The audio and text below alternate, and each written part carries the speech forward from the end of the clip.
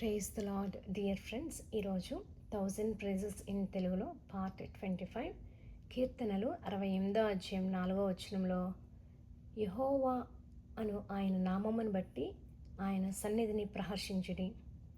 యెహోవా అను ఆయన నామమును బట్టి అంటే అసలు ఆయన ఏమై ఉన్నాడు, యెహోవా తండ్రి ఏమై ఉన్నారో ఈరోజు చూద్దాము. మొట్టమొదటిగా కీర్తనలు 99వ అధ్యాయము 3, 5, 9 వచనాలలో యెహోవా పరిశుద్ధుడని మనం చదవగలుగుతున్నాము. ఈ వాక్య ప్రకారంగా నేను దేవుని ఎలా స్తుతించానంటే, యెహోవా తండ్రి మీరు పరిశుద్ధుడిగా ఉన్నందుకు మీకు స్తుతులు స్తోత్రములు అని చెప్పి నేను దేవుని కనపరుస్తున్నాను. నెక్స్ట్ కీర్తనలు 119వ అధ్యాయం 137వ వచనంలో యెహోవా నీవు నీతిమంతుడువు. యెహోవా తండ్రి మీరు నీతిమంతుడిగా ఉన్నందుకు మీకు స్తుతులు స్తోత్రములు అని చెప్పి ఈ వాక్య ప్రకారంగా నేను దేవుని కనపరుస్తున్నాను. నెక్స్ట్ కీర్తనలు 129వ అధ్యాయం 4వ వచనంలో యెహోవా న్యాయవంతుడు, భక్తిహీనులు కట్టిన త్రాళ్ళు ఆయన తెంపి ఉన్నాడు.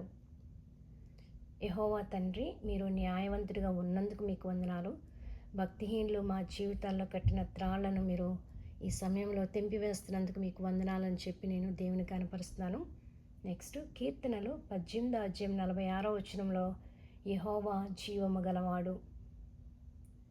కీర్తనలు 135వ అధ్యాయము 5వ వచనంలో యెహోవా గొప్పవాడనియు మన ప్రభువు సమస్త దేవతల కంటే గొప్పవాడనియు నేను ఎరుగుదును. కీర్తనలు 145వ అధ్యాయము 3వ వచనంలో యెహోవా మహాత్మ్యము గలవాడు, ఆయన అధిక స్తోత్రమును అందదగినవాడు, ఆయన మహాత్మ్యము గ్రహింపశక్యము కానిది.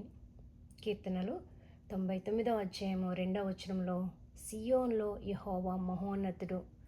కీర్తనలు 138వ అధ్యాయము 5వ వచనంలో యెహోవా మహాప్రభావం గలవాడని వారు యెహోవా మార్గములను గూర్చి గానము చేసెదరు. కీర్తనలు 95వ అధ్యాయము 3వ వచనంలో యెహోవా మహాదేవుడు, దేవతలందరికీ పైన మహాత్మ్యము గలవాడు. కీర్తనలు 10వ అధ్యాయం 16వ వచనంలో యెహోవా నిరంతరము రాజీ ఉన్నాడు. కీర్తనలు 25వ అధ్యాయం 8వ వచనంలో యెహోవా ఉత్తముడు, యథార్థవంతుడునై ఉన్నాడు. కీర్తనలు 29వ అధ్యాయము 10వ వచనంలో యెహోవా ప్రళయ జలముల మీద ఆసీనుడాయను, యెహోవా నిత్యము రాజుగా ఆసీనుడాయను.